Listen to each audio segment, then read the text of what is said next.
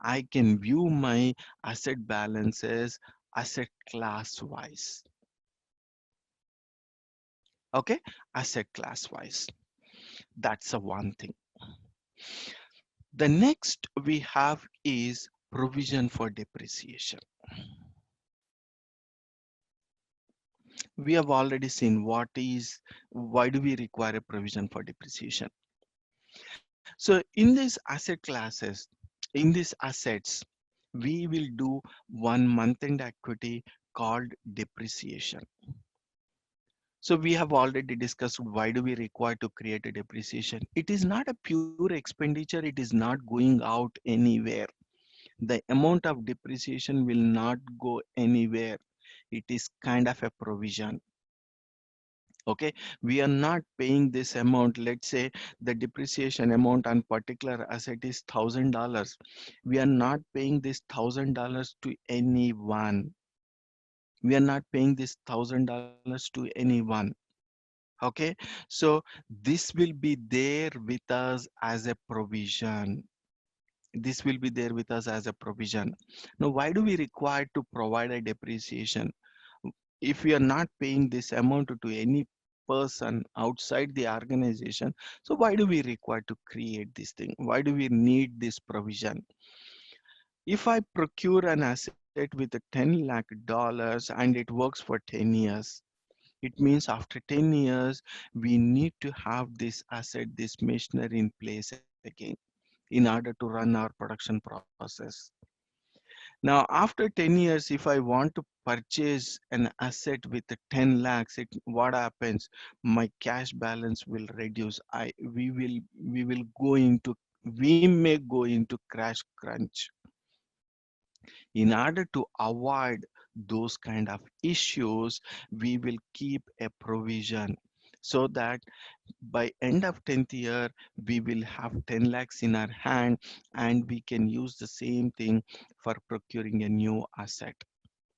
That's the whole idea of a provision.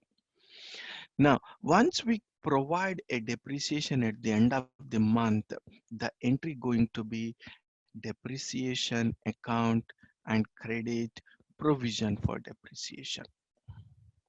This is what the entry, this is what the normal entry.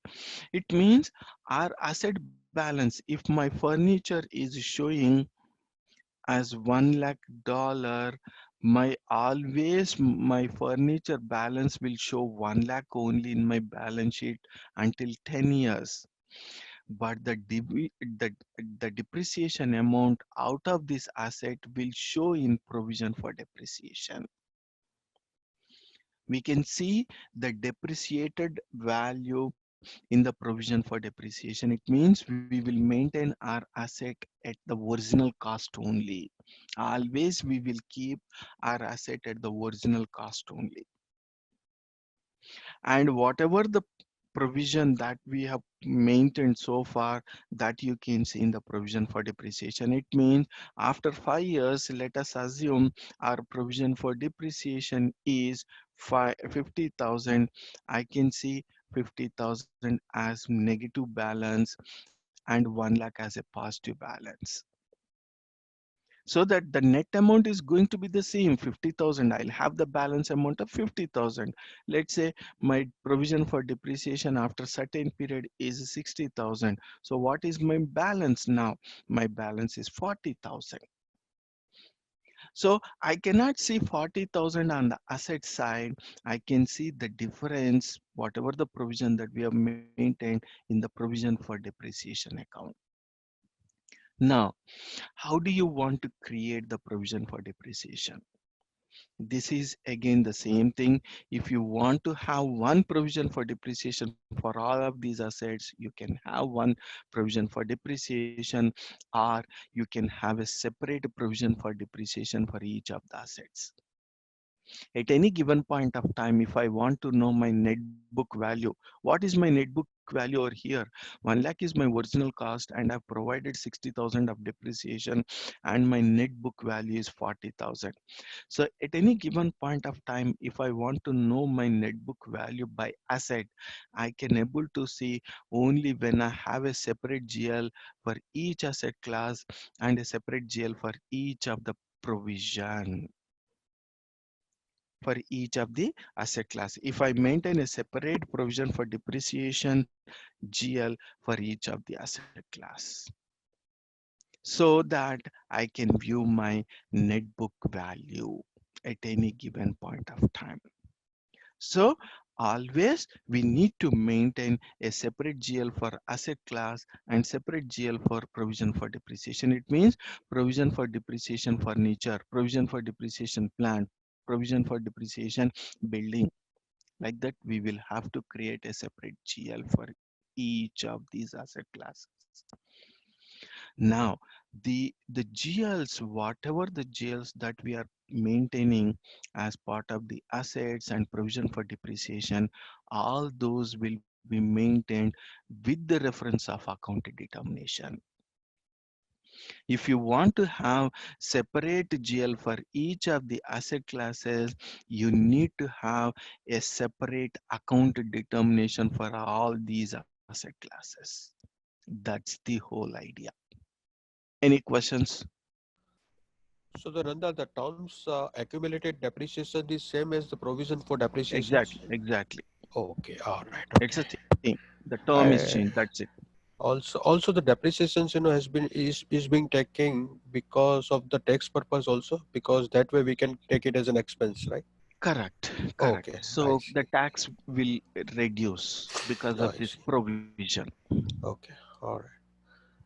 And Nanda, your sound, little low. Can you just increase your volume, please? It's maximum mostly, Oh, yeah. But all right. anyways, okay. Okay. Right. So this is about the account determination. So the best approach always going to be a separate GL for each of the asset class and separate GL for each of the provision for depreciation. That's the good idea always. So let's get into the system and we will proceed. So specify account determination. The path for this is IMG, financial accounting, asset accounting, organization structure, asset classes, specify account determination, just execute. Okay, we have these many account determinations. So in order to have our own, let's create our own. So we have some Z, we have some TR. Okay, fine. Let us create our own. So probably we can put 1,000. Okay, I want to create. It is just a code with some description. That's it. So go into new entries to create our own. So what I'll do, I'll say 1,000 I will say furniture. 1,000 I'll say furniture.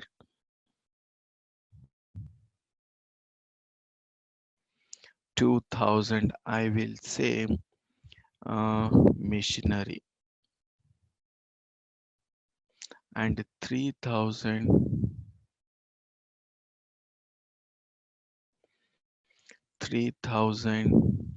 I will say computer.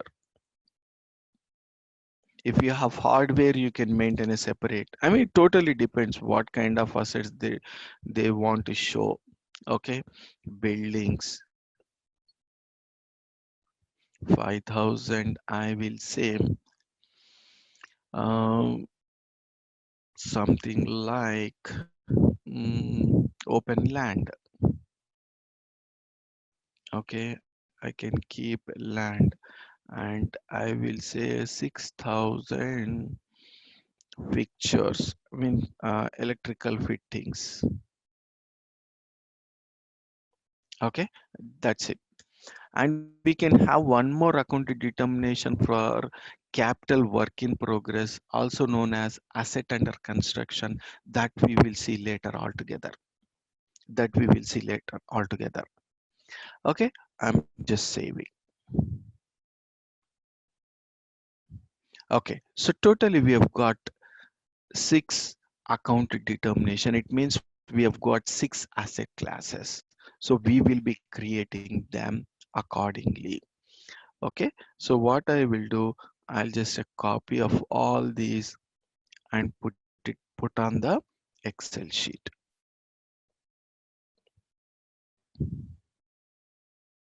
Okay, fine. So let's get into, yeah, save it. So account determination is maintained. We have not assigned any GL here. It is just a code with some description. The GL assignment will happen in the further steps. Okay, just to save it, come back. So we have got our six account determinations. Create screen layouts. So there are two types of screen layouts, one for master data, the other for depreciation areas. The depreciation area screen layout that we can see later, and asset related master data is maintained over here using this. What exactly this screen layout it is? It is just like our field status.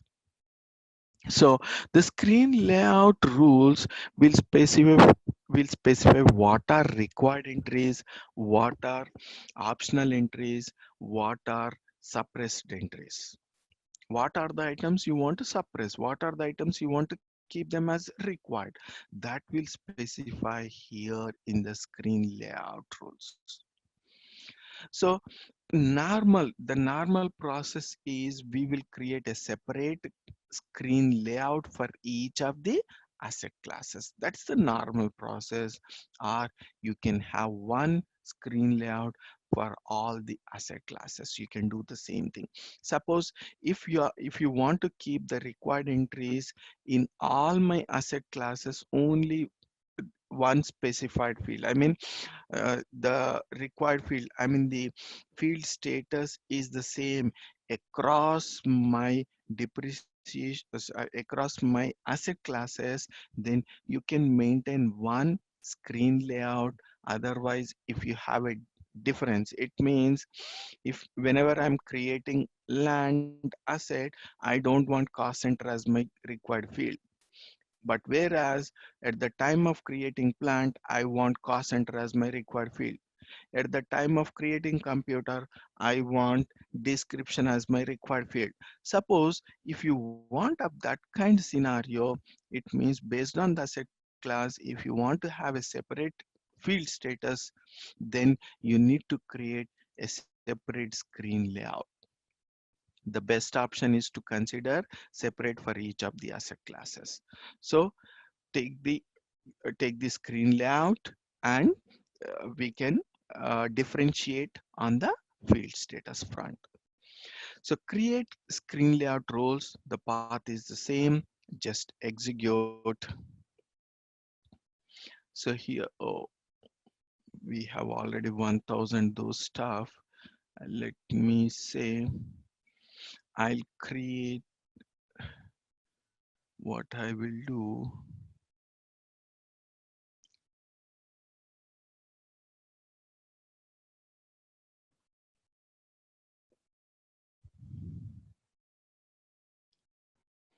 Okay, 1000 is already there. That's fine. Okay, again here, this is just a code with some screenshot, with some description. Does not have any properties. The properties will come in the further steps. So I think we should have a new entries icon, but I don't remember. If you don't have